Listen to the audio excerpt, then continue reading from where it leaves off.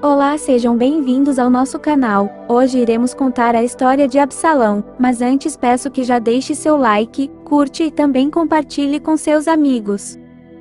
A vida de Absalão, o filho do rei Davi, é uma história que envolve vingança, traição e muita ambição. Absalão, com sua beleza estonteante e carisma arrebatador, trilhou um caminho audacioso em busca de poder e do trono de seu pai. A Bíblia diz que não havia nenhum homem em todo Israel tão elogiado por sua beleza como a de Absalão. A história de Absalão está escrita no livro de 2 Samuel a partir do capítulo 13. Absalão era filho do rei Davi com Maaca, filha de Talmai, rei de Gesur. Absalão teve 3 filhos e uma filha. O nome de sua filha era Tamar, provavelmente em homenagem à sua irmã que também se chamava Tamar. Alguns eventos trágicos marcaram a vida de Absalão. O primeiro deles foi sua vingança que ocasionou a morte de seu meio-irmão, Aminon. Absalão estava profundamente amargurado e tramou vingança contra Aminon, pois ele havia violentado sua irmã Tamar. Absalão havia guardado este sentimento de vingança por 2 anos, até que um dia, em um banquete que ele havia organizado para os filhos do rei, ele ordenou que matassem Aminon. Após este acontecimento, Absalão fugiu para Gesur, a terra de seu avô materno, e ficou lá durante 3 anos. O rei Davi ficou profundamente abalado com a morte de seu filho Aminon. Após 3 anos da fuga de Absalão por intermédio de Joabe, o rei permitiu então que Absalão retornasse para Jerusalém, embora Davi tivesse autorizado o retorno de Absalão. Durante 2 anos Davi não recebeu e não falou com Absalão. Inconformado com a atitude do rei, pediu ajuda a Joabe para que intercedesse por ele diante do rei, e pedisse que o rei o recebesse. Após a insistência de Absalão, Joabe foi falar com o rei, que após ouvi-lo mandou chamar Absalão, e finalmente pai e filho se reconciliaram. Porém, após a reconciliação, Absalão começou uma conspiração contra seu pai. Em 2 Samuel 15 diz que um tempo depois, Absalão providenciou para si uma carruagem com cavalos e contratou 50 guardas para servirem como sua guarda de honra. E todas as manhãs ele se levantava cedo e ia até o portão da cidade.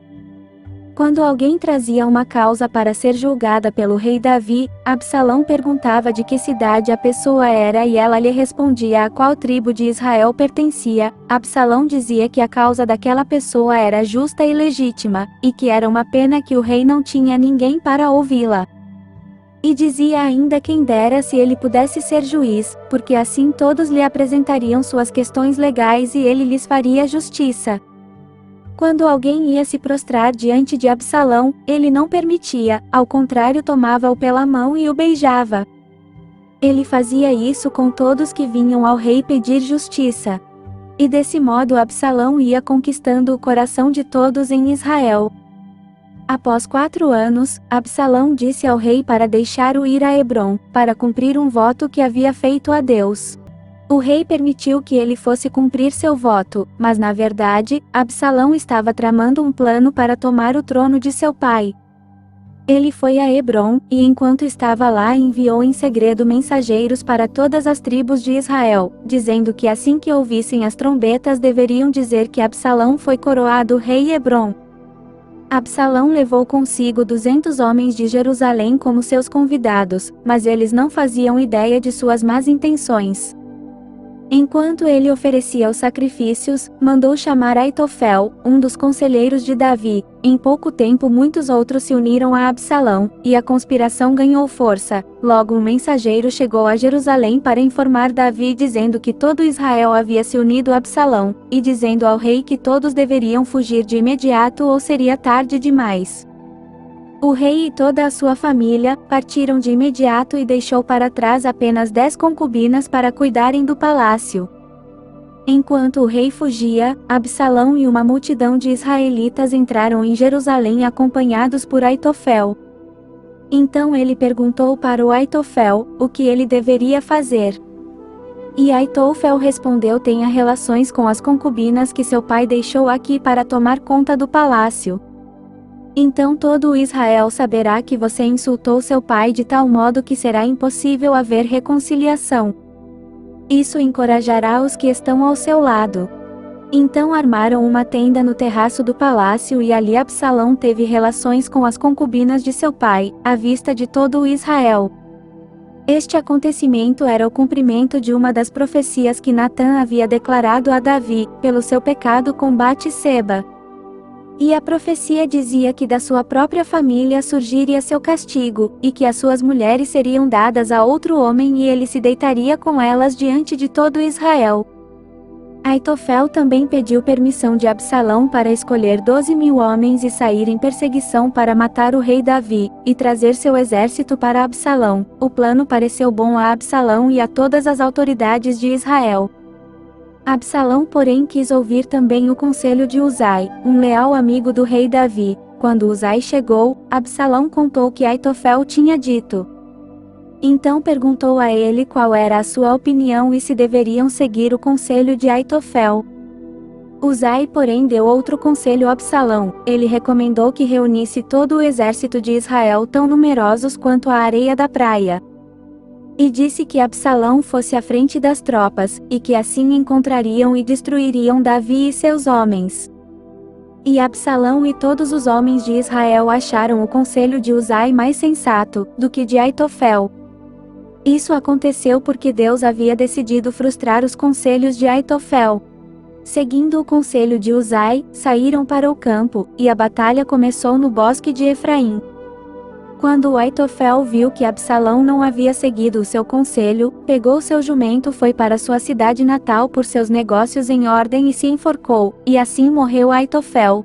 Uzai enviou recado a Davi, dizendo quais seriam os planos de seu filho Absalão, e dessa forma Davi e seus homens não foram pegos de surpresa por Absalão. Os soldados israelitas foram derrotados pelos homens de Davi. Houve grande matança naquele dia, e 20.000 homens perderam a vida. Aconselhados por seus homens, Davi não participou da batalha, pois eles disseram que o rei era muito valioso e não podia correr o risco de morrer. Davi ouviu os conselhos de seus homens, porém deu ordem a seus comandantes Joabe, Abisai e Itai para tratar bem seu filho Absalão com bondade. E todas as tropas ouviram o rei dar essa ordem aos seus comandantes. Durante a batalha, Absalão se deparou com alguns homens de Davi, tentou fugir montado numa mula, mas ao passar debaixo dos galhos espessos de uma grande árvore, ficou enroscado neles pela cabeça. A mula continuou a correr e o deixou ali pendurado na árvore. Um dos soldados de Davi presenciou a cena e disse a Joabe que havia visto Absalão pendurada em uma árvore. Joabe então questionou o soldado o porquê ele não havia matado Absalão, e disse que se tivesse feito, ele seria recompensado. O soldado, porém, respondeu que não mataria o filho do rei, nem por 1.000 peças de prata, pois todos eles haviam ouvido o rei dizer aos seus comandantes para não fazerem mal a Absalão.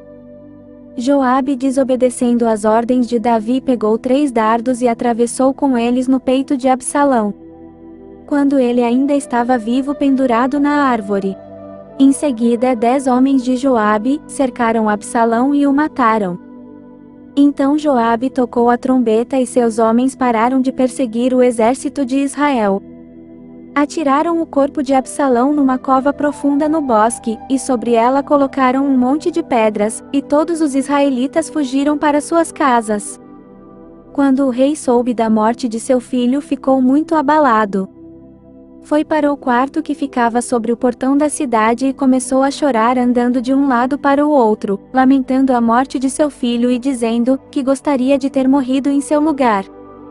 Logo chegou a Joabe a notícia de que o rei chorava e lamentava a morte de Absalão. Quando o povo soube da grande tristeza do rei, pela morte de seu filho, a alegria da vitória daquele dia se transformou em profundo pesar.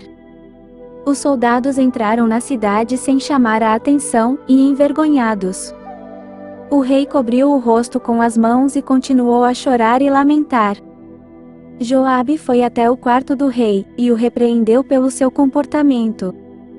E disse que os soldados haviam salvado a vida do rei e da sua família, e a lamentação do rei fazia com que eles ficassem envergonhados, e pensando que para o rei seria melhor que os soldados estivessem morrido e Absalão vivo. Depois dessas palavras de Joabe, o rei saiu de seu quarto e se sentou à entrada da cidade, e quando se espalhou a notícia de que o rei estava ali, todos foram vê-lo. Davi então retornou para o seu palácio, em Jerusalém. E este foi o trágico fim de Absalão, filho do rei Davi.